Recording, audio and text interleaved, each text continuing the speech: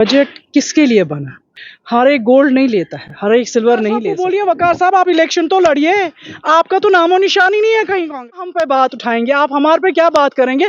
आपका नाम, हाँ, बख्शी साहब के बाद कोई आया था जिसको जम्मू कश्मीर का दर्द था, वो आजाद बच्चों को बंद कर रहे हैं। उनका कसूर क्या है? गलती हर एक से होती है, उनसे भी हो गई। क्या उनको बाहर निकलने का आजाद साहब नहीं बोला कि यहाँ पहले स्टेटहुड दीजिए? उन्हीं की बात वो अब आज तो वो उनकी बातों को वो तावीज बना के अपने मुंह में डाल। दिल्ली नहीं है, ये पौंडीचेरी नहीं है, ये पहले स्टेट थी। यहाँ अपना प्राइम मिनिस्टर था, यहाँ अपना प्रेसिडेंट था। तो आज अगर इसको स्टेटहुड से आप यूटी बनाइए, ये कहाँ का इंसाफ? पहली बार बजट किसके लिए बना? जो रोजमर्रा की जिंदगी है वो महंगी कर दी इन्होंने। हर एक गोल्ड नहीं लेता है, हर एक सिल्वर नहीं ले सकता है, एंड उस पर इन्होंने कुछ परसेंट कम किया है। बाकी जो चीज़ें हैं उस पर तो कितनी महंगाई बढ़ गई है, टैक्स बढ़ गया है, यहाँ पावर प्रॉब्लम्स देखिए कितनी है, उस पर इन्होंने कोई बात नहीं की। बस थोड़ा सा किसी चीज़ में होता है तो उसको हाईलाइट किया। यहाँ हर एक को गोल्ड नहीं चाहिए। यहाँ लाइफ जो है वो इतनी हार्ड हो गई है रहना, क्योंकि इनका बजट ही है वो कोई एक्सेप्ट ही नहीं कर पा रहा है। एंड आम लोगों से पूछे, बजट कहते हैं हम जी मर गए, हम किधर फंस गए इसमें। तो कौन सा बजट? इन्होंने अपने फायदे के लिए वो किया है, बाकी इस बजट से कोई खुश नहीं है।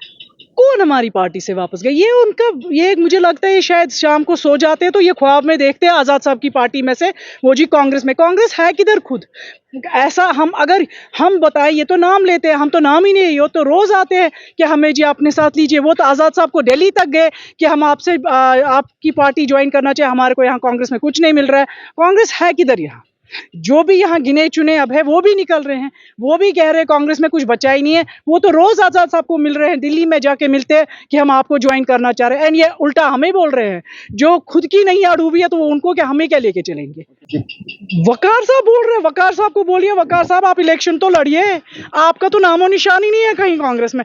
आप क्या हम पे बात उठाएंगे? आप हमारे पे क्या बात करेंगे? आपका नाम है किधर? वकार साहब को मुझे लगता है शायद किसी ना एक हाइबरनेशन में जाना चाहिए कि जिनको पता चले कि उनका किधर, वो किधर खड़े हैं। खुद वकार साहब है ही नहीं कहीं तो हमारी बात क्या कर? एटलीस्ट हमने तो अपने कैंडिडेट्स दिए, इनको तो वो भी नहीं थे, इनको तो उतनी भी नहीं हिम्मत है कि ये लड़ सके। ये लोगों को क्या बोलेंगे, क्योंकि इनको पता है ये है ही नहीं, ऑन ग्राउंड लेवल ये लोग कहीं है ही नहीं। देखिए, ये आप ये नहीं बोलिए कि उन्होंने खाली जीता, ये किस वोट पे उन्होंने जीता ये उनको भी पता है और सबको पता है, यहाँ की पब्लिक को भी पता है। और पीडीपी का आज अपना फाउंडेशन डे था, वो उनका होता है, वो मनाए, जैसे जिसको चाहे वो मना सकता है। हम तो कोई उस पर बात करना भी नहीं चाहते हैं।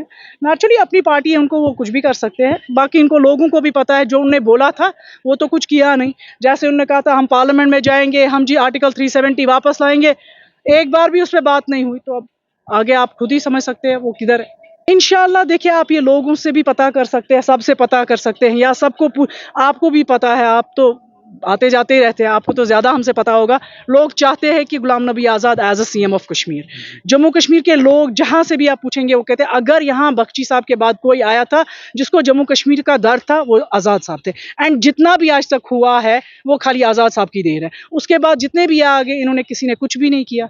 आज भी वो प्रोजेक्ट्स अभी भी इनकम्प्लीट है, जो आज़ाद साहब ने उस वक्त दिए थे वो उन्हीं का है, और वो भी अभी तक कंप्लीट नहीं। ये वो कंप्लीट नहीं कर सके तो ये लोगों को उसी झूठ पे चला रहे हैं, हम जी यो करेंगे, हम जी आर्टिकल लाएंगे, लोगों को झूठ बोल बोल के चला रहे हैं। बाकी जो हकीकत है वो सबको पता है। इंशाल्लाह पहली बात, हमारे बच्चे जो बंद है वो क्यों बंद है? उन्होंने क्या किया है?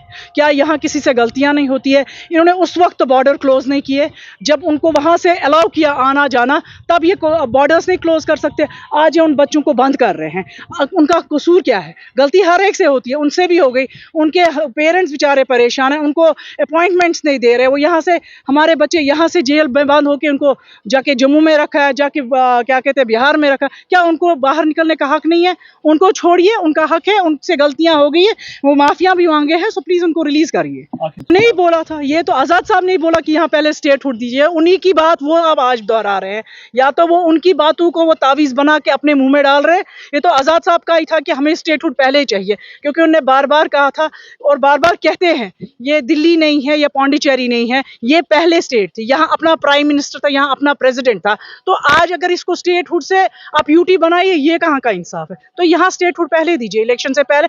इलेक्शन करवाइए, पता चलेगा कि यहाँ हालत कैसे है, यहाँ की गवर्नमेंट एक दे दीजिए, यहाँ के लोगों को एक सुकून की जिंदगी दीजिए। यहाँ लोग परेशान है, कुछ काम नहीं हो रहे, रोज के रोज अनएम्प्लॉयमेंट बढ़ रहा है, कितने सुसाइड्स हो रहे हैं, बच्चे ड्रग्स की ओर जा रहे हैं। सो नेचुरली यहाँ का इलेक्शन करवाइए, यहाँ गवर्नमेंट एक फॉर्म करिए और उससे पहले यहाँ स्टेटहुड दीजिए। और ये बोल रहे हैं हम जी एलजी साहब को ज्यादा पावर देंगे, तो फिर चीफ मिनिस्टर किस लिए? तो स्टेटहुड पहले दीजिए, तो उसका पावर उसको दे दीजिए।